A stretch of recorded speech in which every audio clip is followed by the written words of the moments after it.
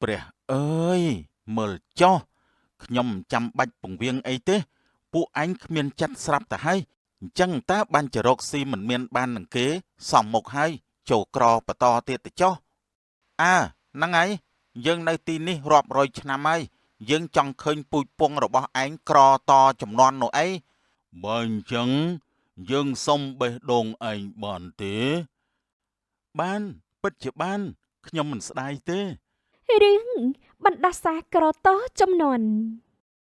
មាននិទានមួយដំណាលថាប្តីប្រពន្ធពីរនាក់ជាមនុស្សមានទ្រព្យណាស់តែក៏ល្បីថាពួកគាត់កំណាញ់និងស៊ីកម្លាំងញើសឈាមគេផងដែរ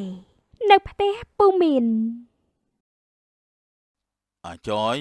ជូនអ៊ំទៅទាប្រាក់គេនៅចុងភូមិបន្តិចតែលោកអ៊ំមិនទាន់បានបើកប្រាក់ខែខ្ញុំទេណាហីអានេះចាំទាប្រាក់បានចាំអ៊ំឲ្យមួយគុណនឹងពីរចុះបាទចំជាកំរិះមែនឯងថាម៉េចអណែខ្ញុំអត់មាននិយាយអីណាអ៊ំបើគ្មានទេកុំនៅជជែកជជោចយូរពេកឲ្យឆាប់ឡើងនៅក្នុងភូមិចុះអ្នកភូមិទៅណាអស់អញ្ចេះអូសង្ស័យទៅរត់ពួនអស់ហើយមើលទៅថៃបានចរត់ពួនយើងមិនមែនជាខ្មោចឯណាមិនជាខ្មោចទេតែលោកអ៊ំមកទាប្រាក់ចងការអាកអ្នកណាដែលថាមរត់នោះយកល្អបថយបធូការប្រាក់ឲ្យគេទៅអ៊ំអើយបធូបថយស្អីកុំឲ្យអ្នកក្រចេះតែខ្ជិលខ្នងវែងវាធ្លាប់ឯងដឹងអត់អ៊ំមានសឹងអីមិនដឹងជាយកប្រាក់ទៅណាអស់ទេចុះការបន្តិចទៅអ្នកភូមិក៏អាចសល់ប្រាក់ចំណេញបានខ្លះដែរតែបើការខ្ពស់ពេកសងត្រឹមតការសងមិនទាំងរួចផងទ្រឹស្ដីណាអាទ្រឹស្ដីអញមិនខ្វល់ទេអាណាក្រទៅឲ្យតែអញមានឆាប់ទៅបាទមិញពុយដែលពួនគៀនព្រៃនោះគ្រាន់តែឃើញពូមាននិងនិចយទៅបាត់ក៏បានចេញមករួចស្រែកឡើងថាបងប្អូនអើយអ្នកមានចាក់កទៅបាត់ហើយពួកយើងរួចខ្លួនមួយគ្រាទៀតហើយបងប្អូនអ្នកភូមិខ្លាចពូមានដូចជាខ្មោចយ៉ាងចឹងតែពេលពូមានទៅបាត់ក៏បានធូរទ្រូងដោយគេដកបន្លាចេញពីរបឺនៅផ្ទះពូមានម៉ែវាហើយទៅមកពីណាកុំប្រាប់ថាមកពីបនលបាញ់ឲ្យសោះខ្ញុំមកពីបនបាញ់ស្រង់ដើមនឹងណាហើយចោះពុកវាឲ្យវិញនោះទៅតែមកពីបនស្រីមែនទេបានជាជោគជាប់ម្លេះហាខ្ញុំទាប្រាក់បានទៅឆ្លៀតបន្តិចទៅម៉ែវាឯងកុំបារម្ភពេកអីវាមិនខាតទេបើមានប្រាក់ហើយមិនចាយខ្លះវាគួរឲ្យស្ដាយណាចាដូចគ្នាហើយពុកវាឯងកុំសួរឡើងសរសៃកពេកណាមានប្រាក់ខ្ញុំលេងពីបេក្តាវាមិនក្រទេលោកប្រុសលោកស្រីមានប្រាក់ច្រើនណាស់បើបែបនោះគួរតែបើកប្រាក់ខែខ្ញុំមកព្រោះខ្ញុំត្រូវការយកទៅឲ្យប្រពន្ធកូនណាបាទខ្ញុំហត់ណាស់ពុកវាឯងដោះស្រាយជាមួយអាចយទៅខ្ញុំទៅសម្រាប់ហើយយេអានេះទាដដែលធុញណាស់វើយហ៎ណាយកទៅតែលោកអ៊ំឲ្យមិនគ្រប់ផងហ្នឹងគ្រប់ហើយយីអាផេះនេះនៅតវ៉ាស្អីទៀតអត់គ្រប់ទេលោកអ៊ំរាប់មើលនេះគ្រប់ហើយព្រោះមុននេះឯងចូលទៀមស្រាជាមួយអញឯងមិនចង់ជួយចាញ់គ្នាទេអីអេអានេះតែលោកអ៊ំជាអ្នកនាំខ្ញុំទៅតាមិនក៏ឲ្យខ្ញុំជួយចាញ់ប្រាក់បែបនេះទៅវិញបានហើយ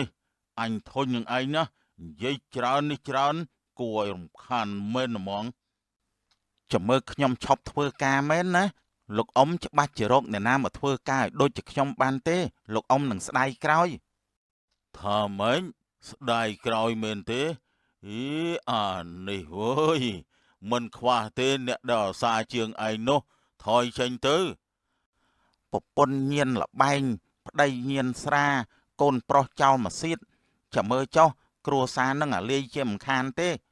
ហើយឯងជាស្អីបានជាមកហ៊ានដៀលគ្រួសារអញនោះខ្ញុំនិយាយការពិតតើខ្ញុំគុំទុកយូរហើយអ្នកស្រុកក៏ដូចគ្នាដែរម្នាក់គេនាំគ្នាបតិចផ្ដាសាលោកអ៊ំណាអាលហាមឯងនេះល្មិលគុណម្លេះខ្ញុំអត់ល្មិលគុណទេព្រោះខ្ញុំធ្វើការច្រើនណាស់លោកអ៊ំទេដែលខ្សែលើស៊ីញើសឈាមគេ លោកអ៊ំនឹងអាលេជាមិនខានអញដេញមិនក៏មិនទៅនៅហ៊ានដាក់បដាសាអញទៀតអីយីអានេះជំរឿអញវាយឯងម្ដងមើលខ្ញុំអត់បានដាក់បដាសាទេតែលោកអ៊ំកំពុងតែត្រូវបដាសាគេរាល់ថ្ងៃហើយអ្នកភូមិគេមិនដែលជូនពរទេពូមានហេតុថាខឹងទទួលយកមិនបានគាត់ក៏បានវាយនីចយគាត់វាយហើយវាយទៀតមិនឆ្លសោះឡើយងាប់ទៅក្រលហាអូយងាប់ទៅឈឺណាស់អូយព្រោះតែឈឺពេកនីចយបំរុងតែរត់ចេញទៅហើយតែពូមានក៏បានចាប់ចងរួចបានវាយហើយវាយទៀតរហូតដល់នីចយស្លាប់តែម្ដងចយឯងកុំបំភ័យអញណាព្រះអើយខ្ញុំសម្លាប់មនុស្សមែនទេមិនបានទេខ្ញុំមិនចង់ជាប់គុកទេរឿងពូមានសម្លាប់នីចយហាក់លាក់មិនចិត្តទេដូច្នេះពូមានក៏ត្រូវបានជាប់គុកអស់មួយជីវិតជាប់គុកក៏ជាប់ចោះខ្ញុំមិនទៅមើលទេអាប្តីបែបនេះនោះមិនដែលធ្វើល្អដាក់ប្រពន្ធផងទេខ្ញុំបន់ឲ្យទៅងាប់ក្នុងគុកទេកន្លងទៅជាច្រើនឆ្នាំមីងដួងមិនចេះរស់ស៊ីទេគាត់ចេះតែម្យ៉ាងគឺការចាយវាយលេងល្បែងនិងតែងខ្លួនប៉ុណ្ណោះដូច្នេះទ្រព្យរបស់គាត់ក៏ថមថយដូចគ្នាហើយមើលទៅខ្ញុំក៏នៅស្អាតមិនក៏គ្មានប្រុសណាគេបែកតៃសោះអញ្ចឹងណោះមែនហើយគិតទៅដាក់ពីបេក្តាសិនមីងដួងបំរុងយកប្រាក់ទៅលេងល្បែងតែពេលនោះគាត់ក៏បានសម្គាល់ឃើញថាគ្មានសល់ប្រាក់សូម្បី1សេនសោះឡើយហើយតើមានរឿងអីមិនក៏អស់ប្រាក់លឿនម្ល៉េះណែតែឈប់សិនខ្ញុំមិនក៏មិនទៅទារប្រាក់ពីអ្នកស្រុកទៅបែបនោះខ្ញុំមកជាមានប្រាក់ចាយវិញហើយគិតហើយមីងដួងក៏តែងខ្លួននឹងបានចេញទៅក្នុងភូមិដើម្បីទៅទារប្រាក់ដែលអ្នកភូមិនៅចំពះប្តីគាត់នៅក្នុងភូមិតឹងហូរកាត់ផ្លូវរដូវបិណ្ឌភ្ជុំចាប់ដូនតាយំក្រោមដើមសង្កាយណែកុំនៅឯឲ្យប្រាក់មកហើយអ្នកនិយាយជាមួយខ្ញុំមែនទេអ្នកក្រពិតជាមិនយល់ការមែនឲ្យប្រាក់មកប្រាក់ដែលចម្ពាក់នោះអីអូយខ្ញុំមិនបានចម្ពាក់ទេនិយាយថាម៉េចអ្នកចម្ពាក់ហើយចង់កិច្ចមែនទេចម្ពាក់គេធ្វើកិច្ចសន្យាប្រហែលថ្ងៃសងអញមិនសងសាបមិនសងជាមួយអញមើលអើយអញ្ជើញចម្ពាក់គេសម្ដីអីក៏ឆ្លោះម្ល៉េះហ៎អ្នកឯងក៏ឆ្លោះដែរណែឈប់សិនភាសានេះដូចជាធ្លាប់លឺសងប្រាក់ឬក៏មិនសងសុំទោសខ្ញុំអត់បានចម្ពាក់ទេហើយក៏មិនបាច់ខំទៅទាពីអ្នកភូមិផ្សេងទៀតដែរគ្រប់គ្នាគេសងរួចអស់ហើយថាម៉េចនេះជាការពិតមែនទេម៉ែណៃពួកយើងសងតាំងតែពីមុនប្តីអ្នកចូលគុកម្លេះអ្នកមិនដឹងទេអីមិនអាចទេមានន័យថាអត្តបិនោះយកទៅចាយអស់មិនប្រាប់មែនទេហើយក្តៅចិត្តណាស់អញអត់ប្រយោជន៍មែនមីងដួងកាន់តែក្រឡើងគាត់មិនចេះរស់ស៊ីចេះតែចាយលក់នេះលក់នោះលុះចុងក្រោយក៏បានស្លាប់ដោយសារគ្មានអ្វីហូរម៉ែកូនមកហើយមកហើយមែនទេម៉ែនឹកកូនណាស់ចោះនេះជាអ្នកណាគេកូននាងជាប្រពន្ធកូនណាម៉ែពួកយើងស្រឡាញ់គ្នាជ្រុលជ្រោះជាមួយគ្នាពួកយើងអត់ទាន់បានរៀបការទេម៉ែកុំប្រកាន់អីណាម៉ែមិនប្រកាន់ទេឲ្យតែស្រឡាញ់គ្នាទៅបានហើយម៉ែកូនមានប្រពន្ធហើយម៉ែមិនចែកទ្រព្យឲ្យកូនខ្លះទេអីម៉ែគ្មានអ្វីចែកទេម៉ែក្រណាស់តាំងពីពុកជាប់គុករហូតដល់ពុកស្លាប់ទៅក្រែងម៉ែកាន់កាប់ទ្រព្យដីស្រែទាំងអស់មែនទេមិនក៏ម៉ែថាខ្លួនឯងក្រទៅវិញម៉ែគ្មានទេម៉ែចាយអស់ហើយណាកូនកូនខំស្កាត់មកយកទ្រព្យតែម៉ែថាចាយអស់កូនស្ដាយកម្លាំងខំធ្វើដំណើរមកណាម៉ែមានន័យថាកូនមិនបារម្ភពីម៉ែតែមកយកទ្រព្យមែនទេកូនមែនហើយម៉ែកំថាអីកូនណាព្រោះម៉ែចិត្តស្លាប់ទៅហើយដូច្នេះកូនក៏មកប្រមូលទ្រព្យម៉ែនឹងឯងណាម៉ែពុទ្ធោអើយមើលវានិយាយចោះម៉ែតែមិនអីទេយ៉ាងហោចណាស់ក៏កូនបានដីម្ដុំនេះដែរតែដីនេះទុកកប់សាកសពម៉ែទេម៉ែពឹងអ្នកភូមិរួចហើយស្ ស្លាប់ហើយនៅហួងហែងស្អីទេម៉ែកូនយកដីនេះហើយ លឺសម្ដីកូនបែបនេះមីងឌួងកំពុងតែចាំដង្ហើមផងក៏ដាច់ខ្យល់ព្រោះតឹងគ្រឿងស្លាប់ភ្លាមតែម្ដង ម៉ែម៉ែ កុំពិបាកចិត្តអីបងម៉ែទៅបានសុខហើយបន្ទាប់ពីនាយជូនបូជាសពម្ដាយហើយគាត់ក៏បានសាងគ្រួសារនឹងនាងចែមហើយរស់នៅទីនោះចាប់ពីពេលនោះមកបងជូនអូនលក់បន្លែក៏ដាច់បងក៏លក់អស់ដាច់ដែរតែមិនក៏ពួកយើងរកប្រាក់មិនសល់សោះអញ្ចឹងបង បងក៏មិនដឹងដែរសង្ស័យតែពួកយើងមិនសូវខំពេកហើយមើលទៅបើបែបនោះចាំបងខំប្រឹងធ្វើឡើងចុះណាអូន ចាបងអូនក៏ដូចគ្នាដែរអូននឹងខំធ្វើការទ្វេដងដូចគ្នានឹងបងដែរណាសង្ឃឹមថាពួកយើងនឹងមានទ្រព្យកើនឡើងផងចាមួយថ្ងៃមួយខែមួយឆ្នាំវេលាចេះតែកន្លងទៅប្តីប្រពន្ធទាំងពីរខិតខំធ្វើការណាស់តែថាពួកគេរស់ស៊ីអ្វីក៏មិនចម្រើនដែរមានតែខាតហើយខាតទៀតមិនឈប់សោះឡើយនៅវាលស្រែបងចាំមិនហើយ បងអស់កម្លាំងណាស់អូន បងមកទៅចាស់ច្រើនណាស់បងសម្រាប់សិនទៅ រស់មួយថ្ងៃបងមិនចង់សម្រាកទេបើមិនធ្វើការពួកយើងអត់មានអីហូបទេអូន តែសុខភាពពុកវាក៏ចុះខ្សោយដែរពួកយើងសម្រាប់សិនទៅណា បងមិនអីទេ ស្របពេលដែលពួកគេកំពុងតែអង្គុយក្រោមដើមឈើនោះវិញ្ញាណនីចយក៏បានបង្ហាញខ្លួននិងបាននិយាយថា នេះហើយជាកម្លាំងនៃប្រដាសាឪពុកម្ដាយឯងសាងបាបខ្សែលើគេកេងចំណេញលើគេពេកទើបគេស្រែកឲ្យតកូលឯងក្រតចំនួននោះអីធ្វើយ៉ាងម៉េចទើបធូរធារទៅអូនបងដូចជាមិនយល់សោះកុំសង្ឃឹមថាមានបាននោះព្រោះតកូលពួកឯងនេះត្រូវតែក្រតចំនួនគ្មានថ្ងៃងើបរួចទេ ស្របគ្នានោះដែរក៏មានព្រះសង្ឃមួយអង្គបាននិមន្តចូលមក មិនបានទេយើងមិនឲ្យប្រសង់ចូលមកតាមផ្លូវនេះជួបពួកគេបានទេយើងមិនឲ្យពួកគេបានធ្វើបន់ទេពួកឯងត្រូវតែក្រតពូជ វិញ្ញាណនីចយព្យាយាមពង្រៀងព្រះសង្ឃចេញពីនីជូនតែព្រះសង្ឃនៅតែចូលមកជួបពួកគេដដែល ញោមតើអាត្មាសុំបិណ្ឌបាតផងបានទេហេមកសុំទៀនស្អីនៅទីនេះគ្មានប្រាក់ទេបើគ្នារកតអង្គច្រកឆ្នាំងមិនបានផងនិមន្តចេញទៅ ពួកយើងគ្មានទេព្រះរាជកុណនិមន្តថយទៅកន្លែងផ្សេងចុះ អាត្មាសុំទៅទឹកនោះបន្តិចក៏បានដែរព្រោះអាត្មាស្រេកទឹកណាស់ញោមមនុស្សកំពុងតែមួម៉ៅផងតិចត្បូងចប់ឥឡូវហ្នឹង ទឹកពេញស្រែបើស្រីក៏អោនក៏បងផឹកទៅកុំមកសុំស្រួលយ៉ាងម៉េចនិមន្តចេញទៅឆាប់ទៅ ព្រះអើយមើលចុះខ្ញុំមិនចាំបាច់ពង្រៀងអីទេពួកអញគ្មានចិត្តស្រាប់ទៅហើយអញ្ចឹងតើបានចរកស៊ីមិនមានបាននឹងគេសំមុខហើយចូលក្របន្តទៀតទៅចុះ ដោយឃើញថាប្តីប្រពន្ធទាំងពីរគ្មានចិត្តល្អមានតែការប្រមាថព្រះសង្ឃក៏មិនចង់ឲ្យពួកគេពោលពាក្យក្រោតគ្រាតទៀតដែរព្រោះពួកគេអាចនឹងមានបាបថែមទៀតដូចគ្នា ចំជាគ្មានបានការមែនរំខានណាស់មនុស្សកំពុងតែក្តៅចិត្តផងរមមកសុំទៀនស្អីហ្នឹង មែនហើយបងប្តីប្រពន្ធទាំងពីរជាមនុស្សមិនចេះធ្វើទៀនដូចគ្នាហើយក៏គ្មានចិត្តល្អដាក់គ្រប់គ្នាដែរហេតុនេះពួកគេក៏កាន់តែពិបាកមានបានខ្លាំងណាស់20ឆ្នាំក្រោយមក ខំប្រឹងរកស៊ីណាស់ដែរតែក៏នៅតែមិនអាចមានបានទីបំផុតក៏ចាស់មុនអាយុតែម្ដងហើយខ្ញុំ ពុកវាសម្រាប់សិនទៅចាំខ្ញុំដាំថ្នាំឲ្យហូបណា ខ្ញុំមិនចង់ផឹកថ្នាំអីទេខ្ញុំពិបាកនៅក្នុងខ្លួនណាស់ មិនចង់ផឹកក៏ត្រូវតែផឹកដែរក្រែងឆាប់បានជាណាពុកវា អញ្ចឹងបានថាប្រឹងហួសកម្លាំង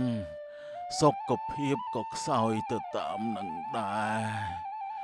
ពិតជាស្ដាយពេលវេលាណាស់ ពុកវាកំតូចចិត្តអីធ្វើម៉េចបើយើងបានប្រឹងដែរហើយនោះទោះបីជាក្រមួយជីវិតក៏ក្រចុះណាពុកវា កើតមកមកជាតិគ្មានស្គាល់ជាតិមានបាននឹងគេសោះ ក្រដល់ងាប់តែម្ដងហើយខ្ញុំតើជាកម្មអ្វីទៅ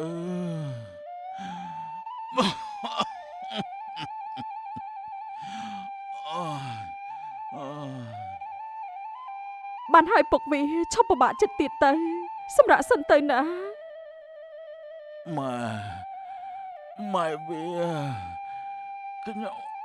ខ្ញុំអ ពុកវាក្រោកឡើងពុកវាពេលវេលាចេះតែរំកិលទៅមុខមីងចែមក៏ឈឺនិងស្លាប់ទៅដូចគ្នាផងដែរច្រើនចំនួនកន្លងទៅ លបងតើលបងជានរណាហើយមកផ្ទះខ្ញុំមានការអីដែរនេះឯងមើលឃើញខ្ញុំមែនទេខ្ញុំជាខ្មោចណាខ្មោចឯណាសង្ហាអញ្ចឹងនោះខ្ញុំជាខ្មោចមែនណាបាទខ្មោចក៏ខ្មោចទៅចុះតែខ្ញុំមិនខ្លាចខ្មោចទេលបងហេមិនក៏ចម្លែកម្លេះមិនក៏អញមើលឃើញខ្ញុំអញ្ចឹងខ្ញុំក៏មិនដឹងដែរសង្ស័យតែខ្ញុំមាននិស្ស័យជាមួយបងប្រុសហើយមើលទៅតែយើងគ្មាននិស្ស័យជាមួយមនុស្សក្នុងវងតកូលឯងទេតាំងពីដូនតាពីណាពីណីមកយើងស្អប់ណាស់ខ្សែស្រឡាយឯងនេះហេតុអីទៅលបងវាគ្មានតាក់តងអីជាមួយឯងទេ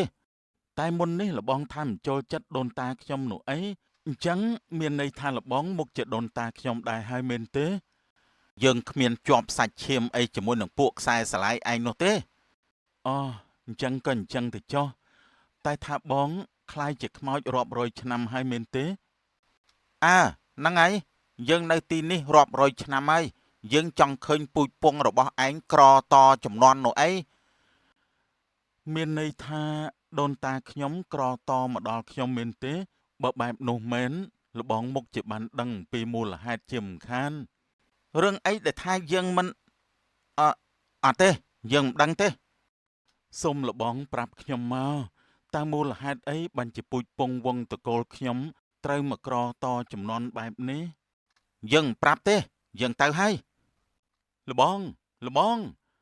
ហើយមិនទាន់បានសួរអីផងទៅបាត់លបងនេះមុខជាមានគំនុំនឹងដូនតាខ្ញុំមិនខានទេខ្សែស្រឡាយសុធាក្រតចំនួនចំណែកនេះចុយក៏មិនបានទៅចាប់ជាតិដែរតែចំណងនេះអាចស្រ័យបានដោយរបៀបណាទៅខ្ញុំស្រែក៏គ្មានចំការក៏អត់ប្រាក់ក៏គ្មានទៀនតើបានអីយកមកចិញ្ចឹមជីវិតទៅណោះក្របពូជ 3-4 គ្រាប់នេះអាចធ្វើអីបានទៅសុធាបានយកក្របពូជនោះទៅកប់ក្រោយផ្ទះនិងស្រោចទឹកផងដែរខ្ញុំគ្មានជំរើសទេមានតែដាំនៅទីនេះចុះខ្ញុំក្រហើយគ្មានចំណេះទៀតពិបាករស់នៅមែនទែនស្របពេលដែលសុធាកំពុងរៀបនិងដើរចេញស្រាប់តែសុធាបានឮកូនចាបស្រែកយំពេញសំបោ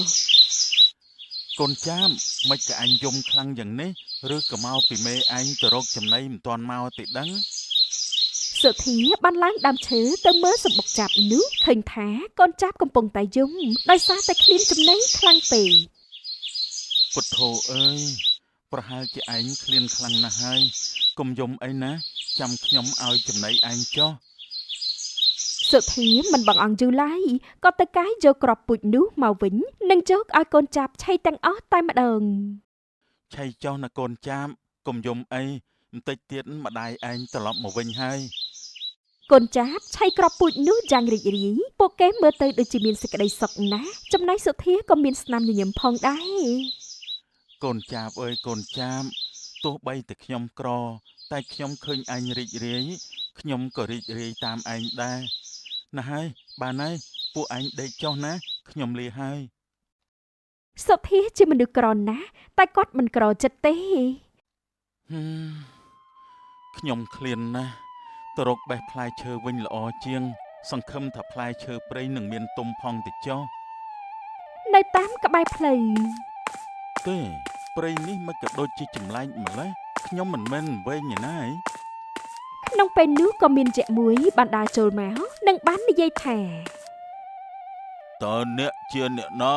មិនបានជាមកដល់ទីនេះ លោកជាយៈសុំកុំខឹងអី